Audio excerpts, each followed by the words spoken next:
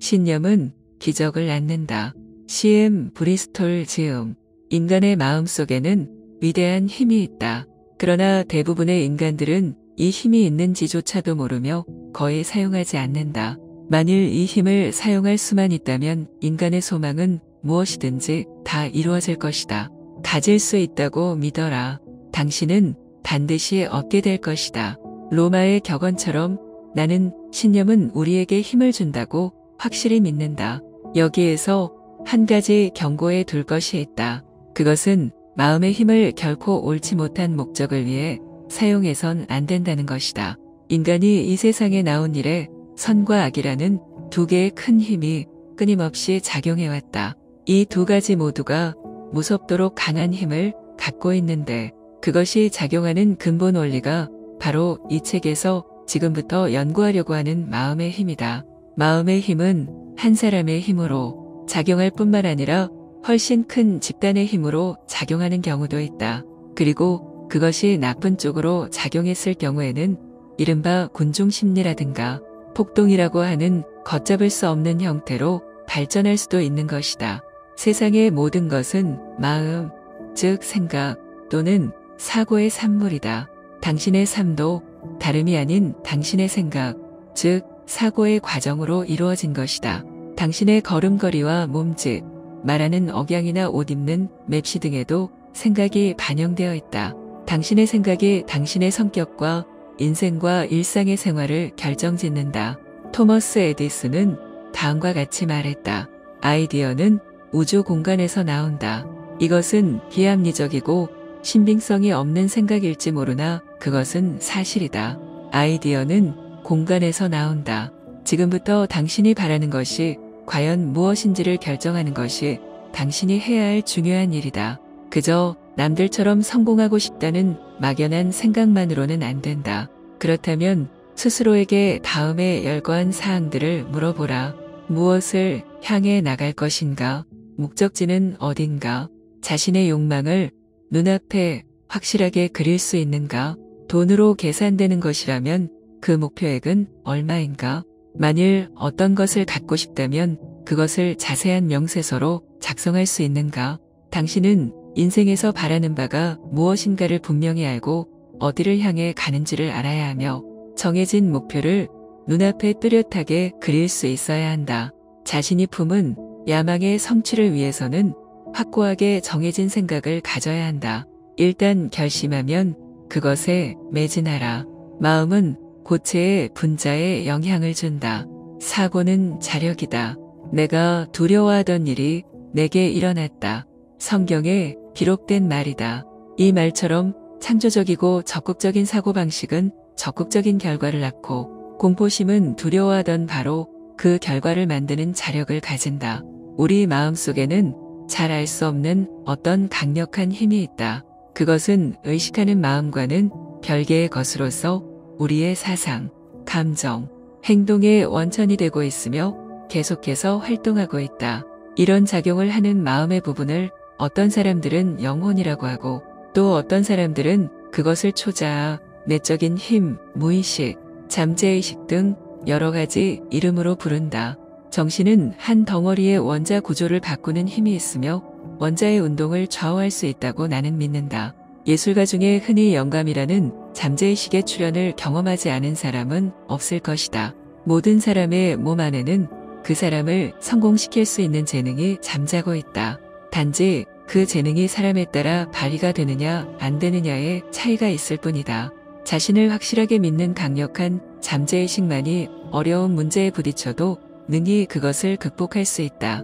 당신은 고개를 높이 들고 어깨를 쭉 펴고 힘찬 걸음으로 승리의 콧노래를 불러야 한다. 신념이야말로 모든 성공의 열쇠이다. 가깝든 먼 장래의 것이든 당신이 일단 목표로 정하고 방향을 잡았다면 다음에는 그 일에 대한 신념, 다시 말해서 절대적인 확신을 가져야 한다. 마지막으로 또 한 단계가 있다. 그것은 참고 기다리라는 것이다. 당신은 잠재의식의 위력과 지혜를 믿어야만 하는 것이다. 잠재의식이 이렇게 하시오 하고 지시하면 설사 그것이 불합리하게 생각되더라도 확고부동한 신념을 가지고 그 명령을 실천해 나가야 한다. 첫째, 믿어라. 둘째, 복종하라. 셋째, 참고 기다려라. 이렇게 함으로써 당신의 삶은 비로소 성공을 거듭하여 발전하게 될 것이다. 모든 사람은 자기 스스로가 스스로를 만드는 것이며 그 자신이 생각하고 믿는 그것이 바로 자신의 이미지가 된다. 지혜의 왕인 솔로몬은 이렇게 말했다. 사람이 마음속에 품고 있는 생각 그 자체가 바로 그 사람이다. 그러므로 우리는 스스로 자기 암시로 끊임없이 나의 모습을 확인하고 주문하며 암시를 반복해야 한다. 내가 아는 사람 중에 낚시질을 기가 막히게 잘하는 사람이 있다. 그 사람은 마음의 그림을 그리는 법을 잘 알고 있었다. 두세 명의 친구들과 함께 배에서 낚시를 할 때면 그는 숭어를 연신 낚아올렸다. 그러나 다른 사람들은 똑같은 미끼나 바늘을 쓰고 똑같은 요령으로 같은 곳에서 낚시질을 하는데도 단 한 마리의 물고기도 낚지 못했다. 한 번은 내가 그 이유를 물었더니 그는 웃으면서 대답했다. 나에게 별다른 재주가 있는 건 아닐세. 난 그저 주문을 외울 뿐이야. 상상적으론가 심리적으론가 내가 물속으로 들어가 물고기들에게 미끼를 물라고 권한단 말일세.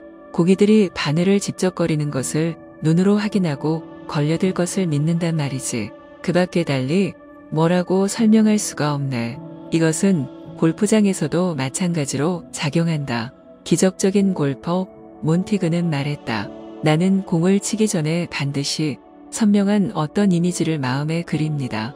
그 마음의 그림이 근육의 움직임을 조율하기 때문입니다. 만일 이미지가 없다면 비록 성공했더라도 그저 우연에 불과하겠죠. 부담감을 느낄 때는 이미지를 그리기가 힘들어서 강력한 집중력이 필요하게 됩니다. 그러나 부담감 없이 하는 게임은 스릴이 없습니다.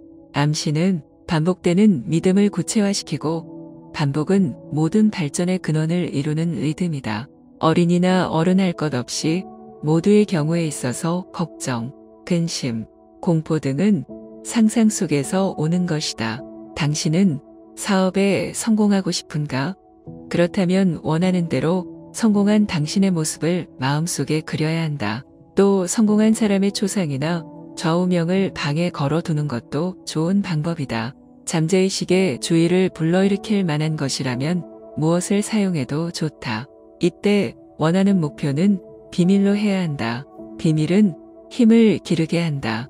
만일 당신의 상담을 당신 자신이 한다면 반드시 정신을 집중할 수 있을 것이다. 비밀로 해야 하는 또 다른 이유는 다른 사람의 잠재의식이 당신에게 저항할지도 모르기 때문이다. 누군가에게 당신이 하고 있는 것을 말해버리면 상대방의 잠재의식이 당신이 하고 있는 것을 방해할 수 있다. 그리고 그 방해 때문에 당신의 신념이 약해질 염려가 있다. 절대로 타인의 부정적 의견에 자신의 신념을 내버리지 말아야 한다. 마지막으로 행동이 따르지 않는 신념은 죽은 것과 다름없다. 내가 이 책을 쓴 목적은 잠재의식의 힘을 이용하여 성공을 달성하도록 이끄는 데 있다. 그것은 당신의 에너지가 잠재의식의 안내를 받아 당신을 목적지로 데려가게끔 한다는 뜻이다. 병에 걸렸을 때에도 신념이라는 마력과 암시의 힘, 이 두 가지가 반드시 필요하다. 반복에 의한 암시, 마음의 그림에 의한 암시, 당신이 새로 만든 어떤 암시라도 좋다. 이것이야말로 잠재의식을 당신에게 유용하게 훈련하는 중요한 기술이다. 그리고 언제나 가장 필요한 것은 바로 신념이다. 장작불이었습니다. 오늘도 신념 가득한 하루 되십시오. 구독해 주신 분들께 감사드립니다.